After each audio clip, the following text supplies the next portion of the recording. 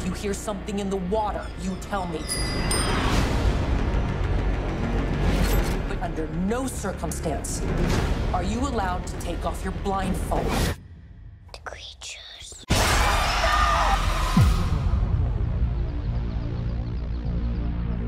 Ah là là, qu'est-ce que ça fait du bien.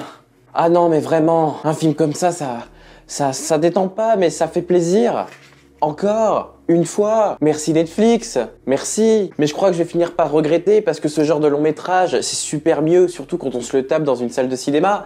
Et c'est ce qui nous fait regretter, mais vu que l'économie du cinéma ne cesse d'évoluer, on ne peut plus réagir de la même façon. Mais c'était cool. Merci Susan Beer. Le film Bird Box était un excellent film post-apo, un excellent film de réflexion et de psychologie. Le film dure environ 2 heures et on les voit pas passer. Faut savoir que je l'ai vu d'une traite forcément. Et vraiment, pour 2 heures, il y a certains films, des fois les minutes, je les vois passer. Toutes les scènes m'ont semblé utiles, mais franchement, waouh! Donc, bravo. Je dis... félicitations, bravo, encore une fois, un excellent film dans la lignée de Sans un bruit. Donc, Bird Box raconte l'histoire du coup de l'humanité suite à l'arrivée de créatures étranges qui vont du coup créer la zizanie dans le monde entier. Et nous suivons donc l'histoire de Mallory Ace, interprétée par Sandra Bullock, la sublime actrice Sandra Bullock, qui nous a proposé un de ses jeux d'acteur incroyable. Pareil, je me suis tapé du coup la version originale et la version française, qui d'ailleurs est une très bonne version française, faut dire ce qui est. Je trouve que la doubleuse qui double le personnage principal double super bien, et même au niveau de la retranscription de ses sentiments, c'est toujours aussi bien amené. Donc l'histoire se tourne autour de cette jeune femme, tout juste enceinte d'un enfant, qui va du coup apprendre à vivre d'une certaine manière, d'une certaine façon dans ce nouveau monde post-apo, à la fois dans quelques jours après le début de cet événement, on va dire de l'ascension des créatures, et 5 ans plus tard, donc dans le futur ou le présent, tout dépend comment on se place, 5 ans après, lorsqu'elle a 2 enfants, et qu'avec ses 2 enfants, du coup, elle va essayer de trouver un refuge pour pouvoir vivre sereinement. Eh bien, je sais pas trop par quoi commencer, si ce n'est que de base, le film a un casting assez riche quand même. Vous avez également Trevante Rhodes, vous avez John Malkovich, vous avez également l'actrice du Labyrinthe, vous avez pas mal d'acteurs qui font plaisir et qui font leur petite apparition à l'écran, et qui franchement, je trouve, rajoute encore une fois un écosystème des plus intéressants. Après, il n'y a pas qu'aux acteurs qu'il faut juger, il y a également l'histoire en elle-même. Et ce qu'on m'avait surtout demandé, c'est est-ce que du coup l'histoire vaut la peine d'être vue, parce que bien sûr c'est adapté encore une fois d'un livre. Et on m'avait demandé est-ce que ça vaut vraiment le coup, ou est-ce que c'est encore une fois du copier-coller du film Sans un bruit, par exemple, d'une certaine manière.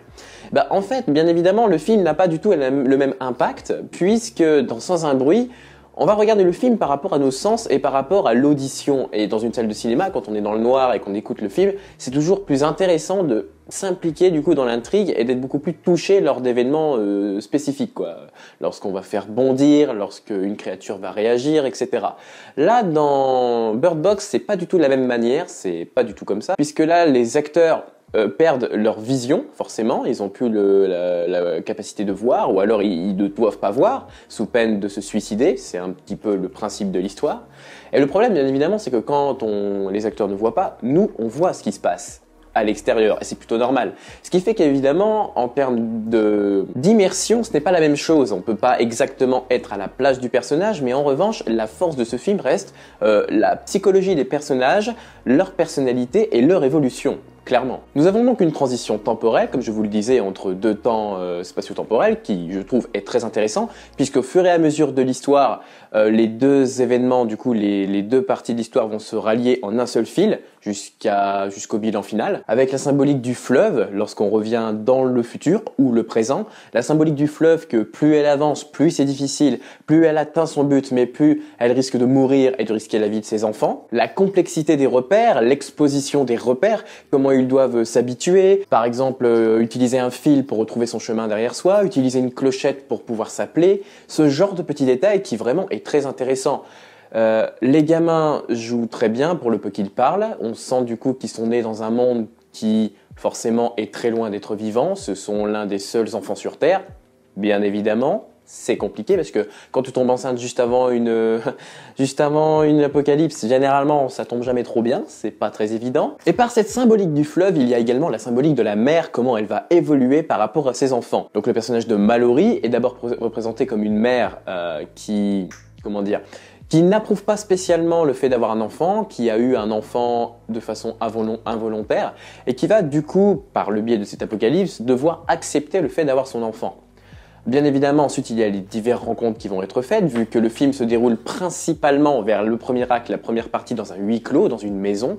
Et c'est là qu'on va apprendre chaque personnage, comment ils interagissent, comment ils vont remettre en cause l'événement et comment ils hypothétisent l'événement. Et c'est ce qui est intéressant. Bien évidemment, encore une fois, le but n'est pas de savoir ce qui cause l'apocalypse, mais plutôt comment réagissent les personnages à l'apocalypse, encore une fois. Et même si pour un seul long métrage il est très difficile de développer autant de personnages, parce qu'il y en a quand même assez, il y en a pas mal quand même, je trouve qu'ils arrivent à nous toucher sur des fils scénaristiques assez intéressants suivant les personnes, qui nous permet du coup de nous y attacher pour différentes raisons. Par exemple, je prends l'exemple d'une personne, je ne dirai pas à qui, sinon je spoil, qui veut constamment aider les enfants, qui veut constamment, entre guillemets, faire le bien autour de lui, qui finira au bout d'un moment par se sacrifier de façon inattendue. Et je trouve que la façon dont c'est amené, du coup, ça nous implique encore plus dans l'histoire. Donc voilà, il y a toute cette symbolique autour de l'attachement qui est présente, qui est omniprésente du début à la fin, mais aussi la symbolique autour des oiseaux. Parce que oui, qu'il y a un film qui s'appelle Bird Box, forcément on va parler d'oiseaux. Toute la symbolique autour des oiseaux, de ce que j'ai compris, parce qu'elle est assez compliquée, c'est vraiment le fait, bon, de base, on dit que les oiseaux permettent du coup de repérer, à la même manière que les lumières dans Sans un bruit, de repérer la présence des créatures.